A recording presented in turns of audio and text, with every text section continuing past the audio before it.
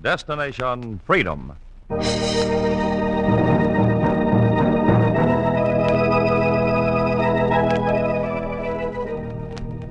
Destination Freedom, dramatizations of the great democratic traditions of the Negro people, is brought to you by station WMAQ as a part of the pageant of history and of America's own Destination Freedom.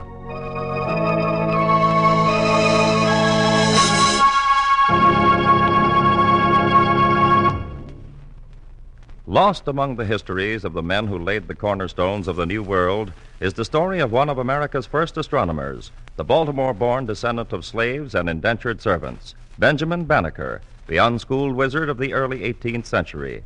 In a chapter entitled The Secretary of Peace, Destination Freedom tells the Banneker story.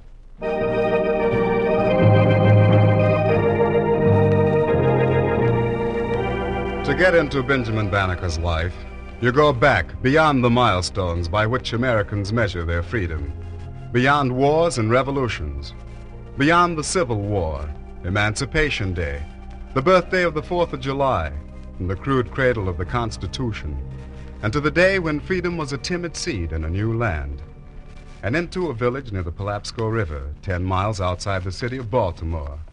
The year 1775. A slave trader who'd heard of a possible purchase came with plans for profit.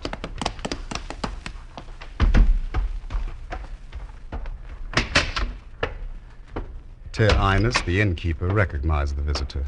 I see, Mr. Driver. You've come back. A mug of ale, sir? It's not for ale. I've ridden 10 miles. You know it. For what you've come, you can ride 10 more miles. We'll have none of it. Get out. Does your wife still run your affairs, Mr. Innes? Mr. Driver's here on important business, Annie. Selling slaves? It's the devil's business. Annie, please. When Mr. Driver's got business on his mind, he's always in a hurry. Now, sir?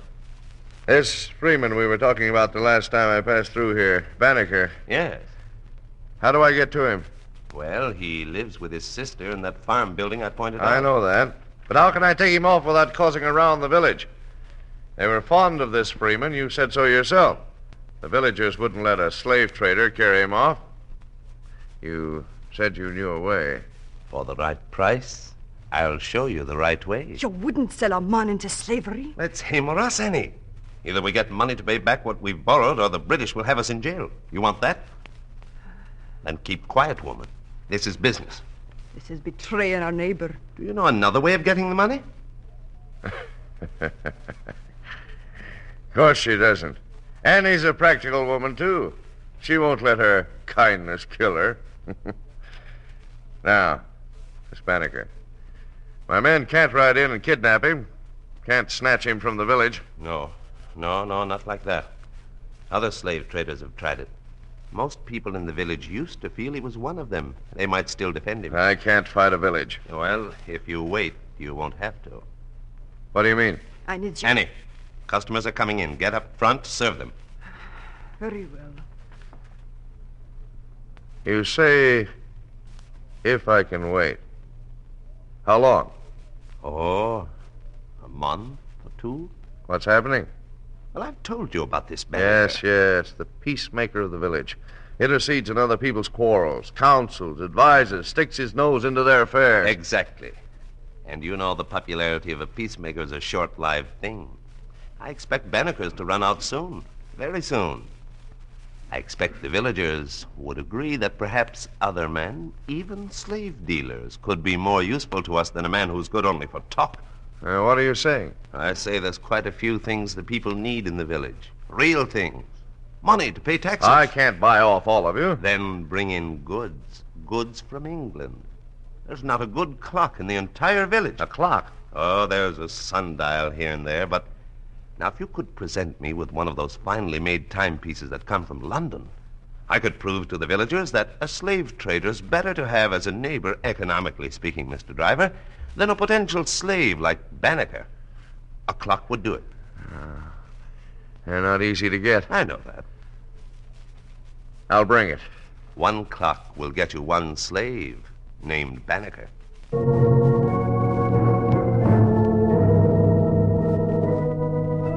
And there was a bargain struck between the slave dealer and the innkeeper. The clock was sent for, and it came. A tall timepiece finished in the shops of London. The innkeeper set it inside his cart and took it around the village with the slave dealer. And the folks marveled at the magnificent workmanship and wondered who had given such a gift to the village.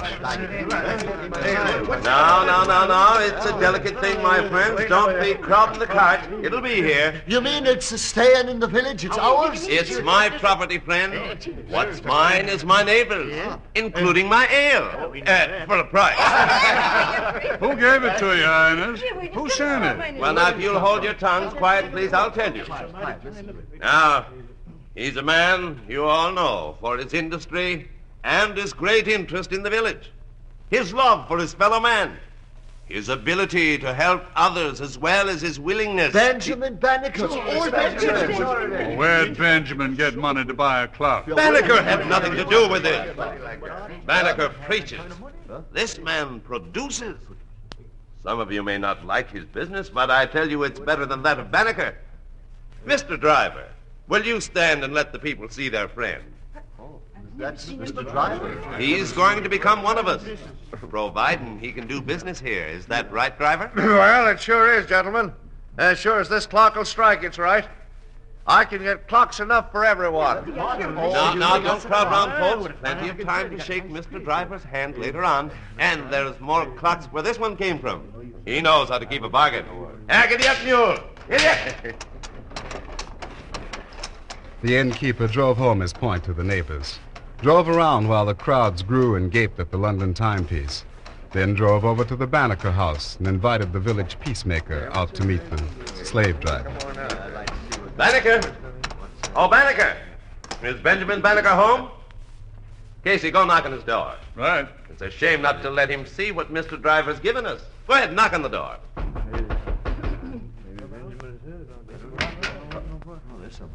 What do you want with my brother? Well, is there a feud in the village again? What is it? Mariah, wake up your brother. What do you want with him? Send him out here. A newcomer's here to live in the village. Somebody your brother's got to meet sooner or later. Hey, Benjamin.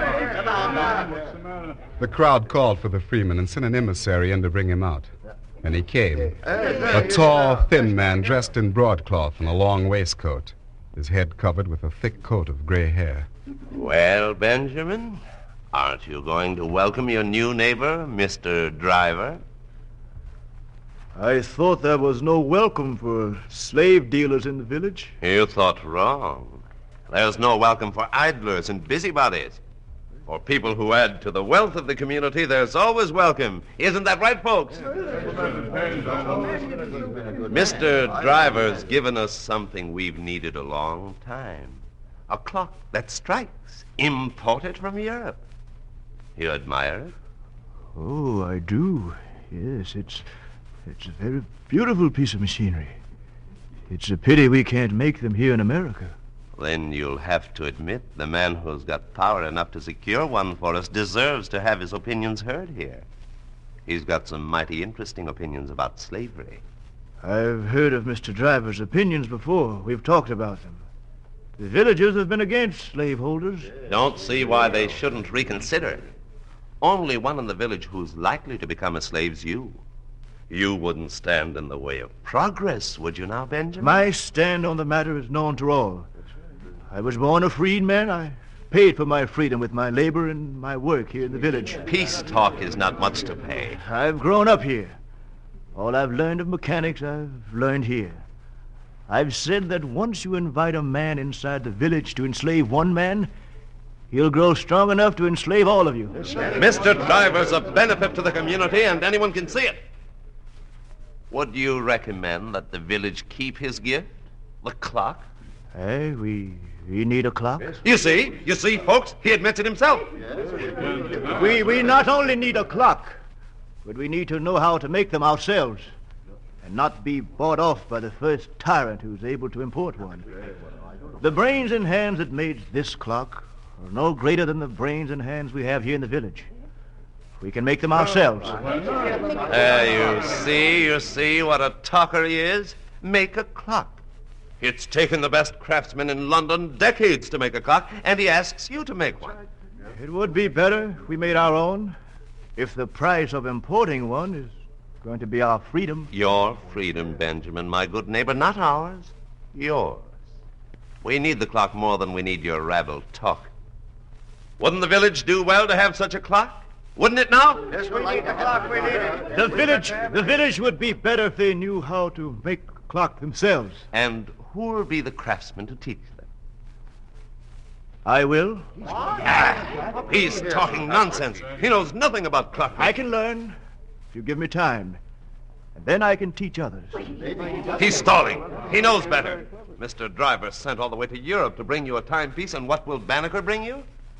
Now, Mr. Driver's a busy man. Now, just a minute here. It's true that my trade keeps me very busy. Your neighbor here has so little liking for my trade that he wants me kept out of the village. He says he can make a clock. I say he's a fraud, and you should get rid of frauds.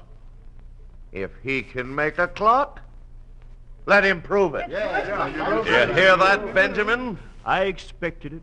When shall we expect to see a clock? Well, a clock's not made overnight. Well, don't ask for a lifetime. Give me time to think about it a while and examine the European clocks. No. Don't listen to him. He'll piece together some old clocks and palm them off as his own. I'll make every piece myself. I'll fit it together myself. Give me a month's time.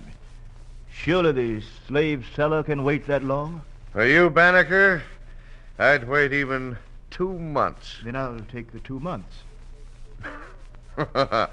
You're uncertain of yourself. Your uncertainty assures me.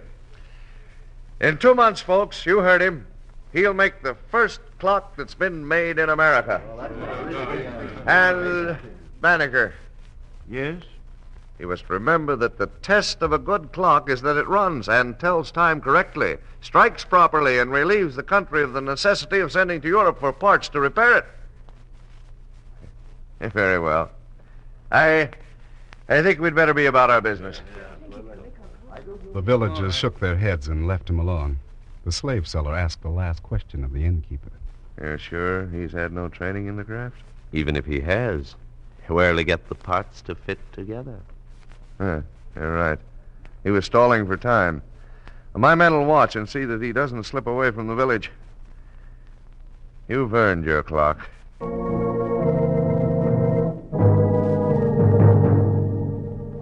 The village peacemaker sat down that evening with his sister Maria and decided on his way of escape.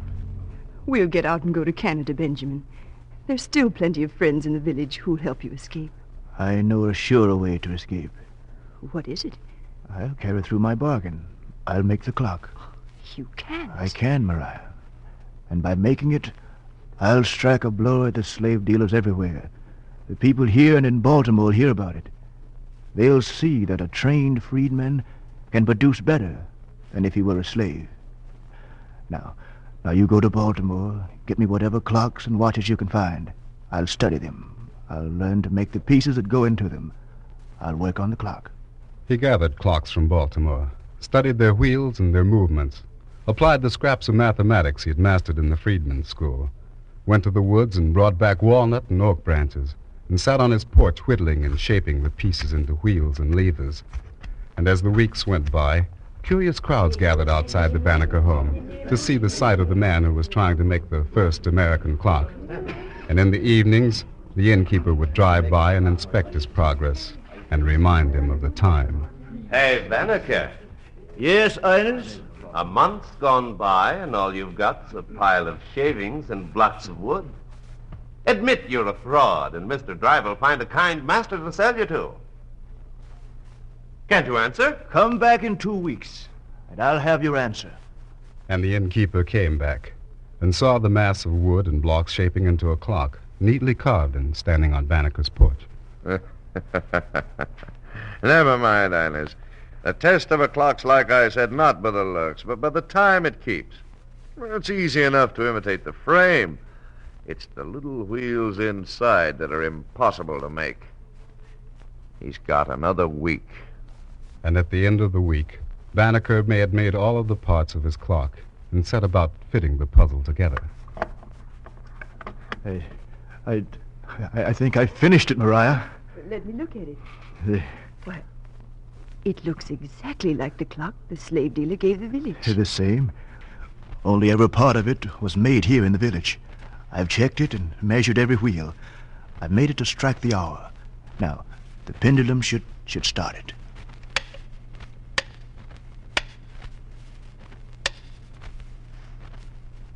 Is something wrong? I don't know. I'll start it again.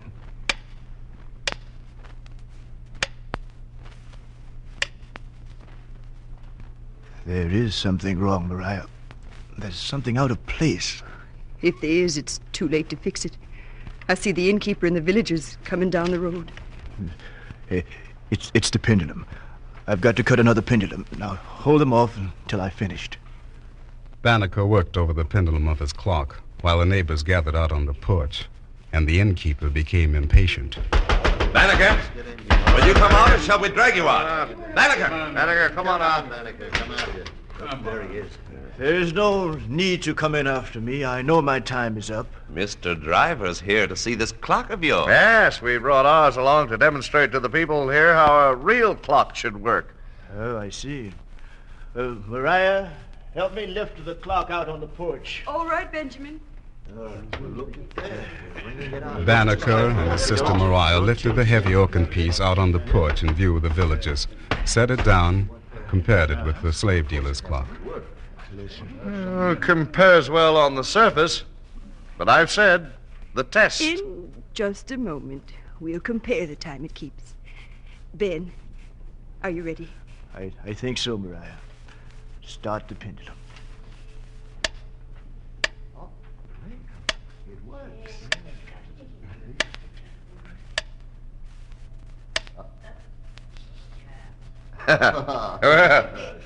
Well, it ran for 5 seconds. You did well. Now I'll start my clock. Just a minute. The wheels are a little stiff. They'll loosen. You'll stand back. Let's go again. Accomplish something. It stopped again. Banneker started his clock again and again, and finally, as he balanced the pendulum, it began to swing and didn't stop. The innkeeper and the slave dealer matched its timing with the London clock and found it the same. A few minutes is no test. Takes hours. Perhaps a few days, and this contraption will be useless. We'll watch it. They watched, and slowly the villagers were satisfied and went away whispering about the miracle they'd seen. And when the clock struck 2 in the afternoon, the innkeeper and the slave dealer drifted away, came back day after day, and finally admitted what their eyes told them. The first American clock had been made. It kept time for 20 years.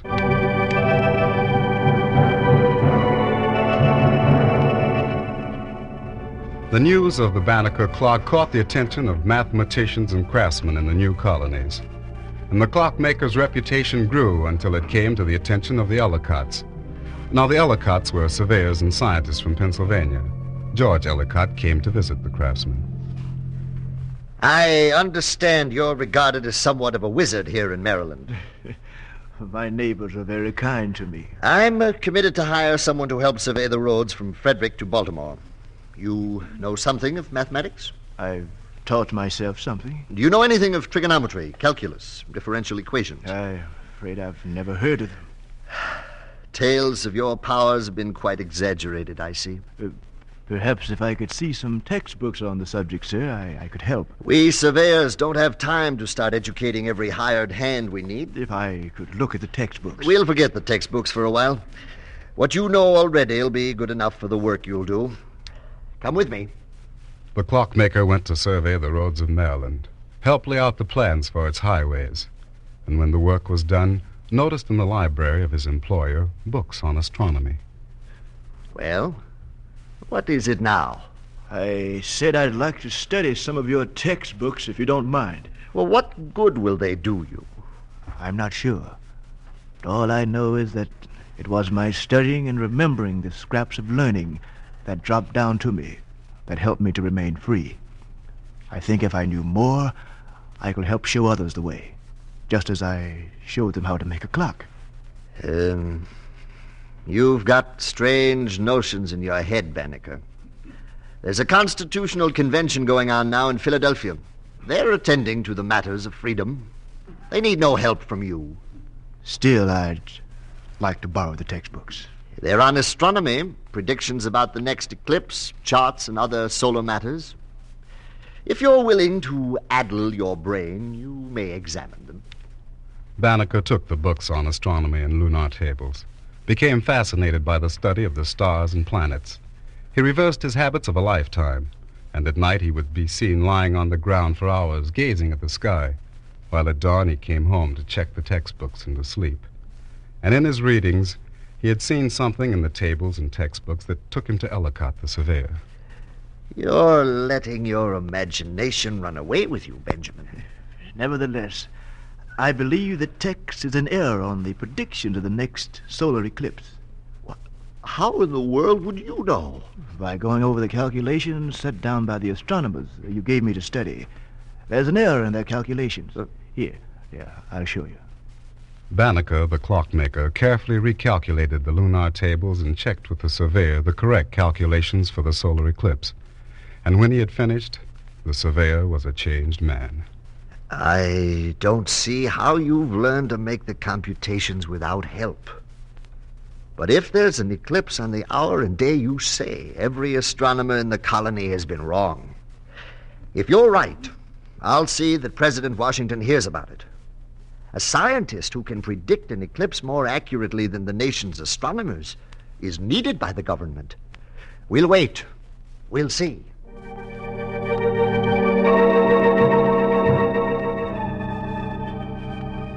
The surveyor waited until the day and the hour Banneker had picked for the solar eclipse, saw the calculations of the best scientists of the day fall short, and on the hour Banneker had predicted, the eclipse fell over Maryland.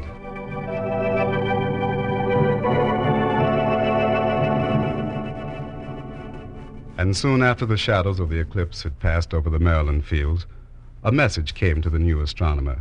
It was a message from the Secretary of State. My dear Mr. Banneker, I've been asked by President Washington to invite you to serve on the commission under France's Major L'Enfant to survey the District of Columbia and to help lay out plans for the new capital of the United States.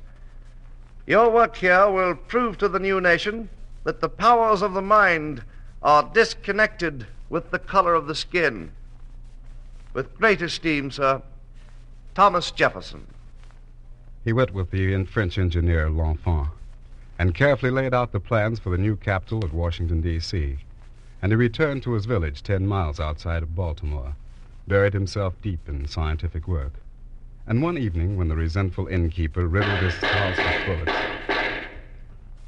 he crept into his house wounded, wrote a letter to the Society of Mathematicians, of which he had become a new member, and declared, Standing at my door, I heard the discharge of a gun, and in 4 or 5 seconds of time after the discharge, the bullets came rattling about me, 1 or 2 of which struck the house, another struck me, which plainly demonstrates not only the animosity of my neighbor, which is scientifically unimportant at this moment, but demonstrates that the velocity of sound is greater than that of a bullet, which you gentlemen are interested in.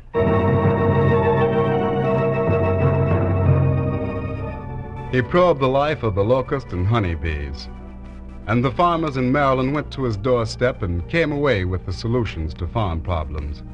And odds and ends of information reached the ears of one of the signers of the Constitution, James McHenry, who called in this self-made scientist.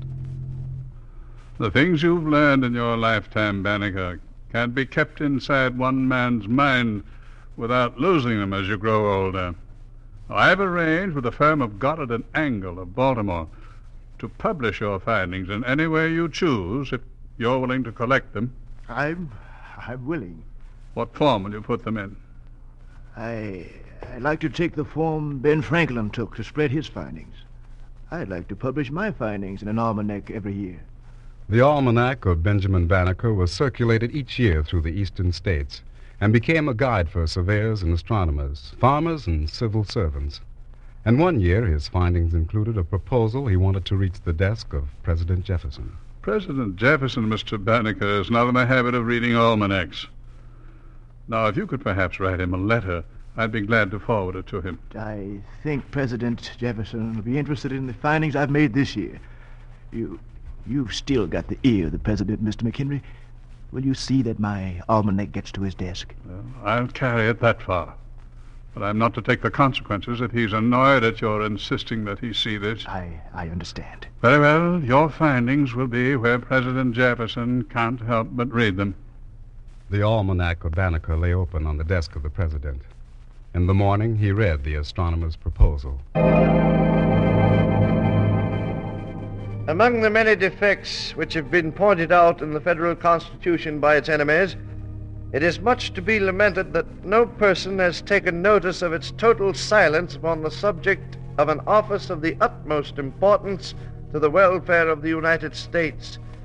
That is, an office for promoting and preserving perpetual peace in our country and throughout the world.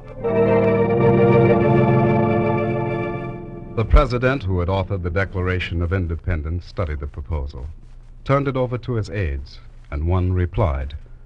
A very interesting proposal, Mr. President, but this is hardly the time to speak of creating a new cabinet post, especially as Secretary of Peace, now when we're at war with the Indians.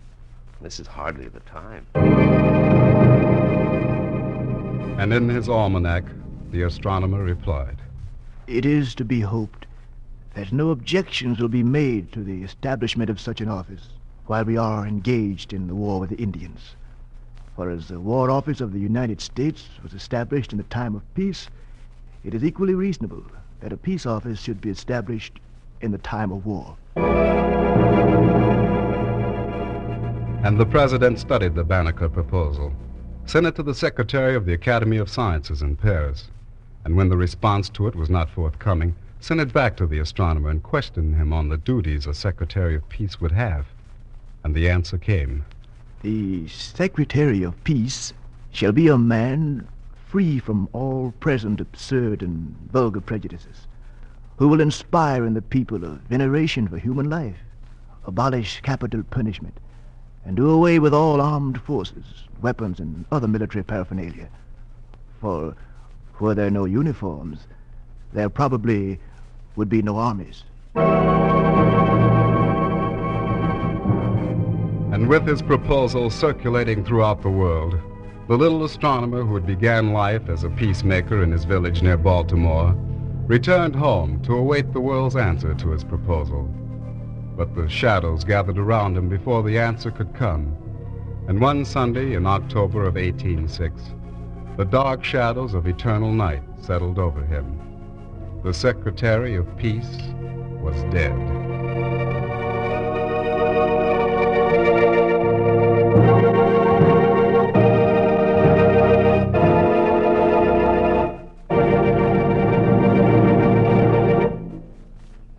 You have just heard Destination Freedom's dramatization of the story of Benjamin Banneker, mathematician and astronomer of the 18th century.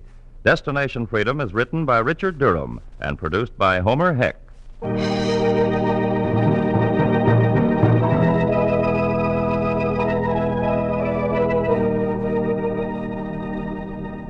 The role of Benjamin Banneker was played by Fred Pinkard. Others were Janice Kingslow, Harvey Hayes, George Kluge, Jack Lester, Sid McCoy, and Tony Parrish. The special music was composed by Emil Soderstrom and played by Elwin Owen and Jose Bethencourt. This is Charles Chan inviting you to be with us again next week when Destination Freedom will tell the story of Henry Armstrong, boxing's triple title holder.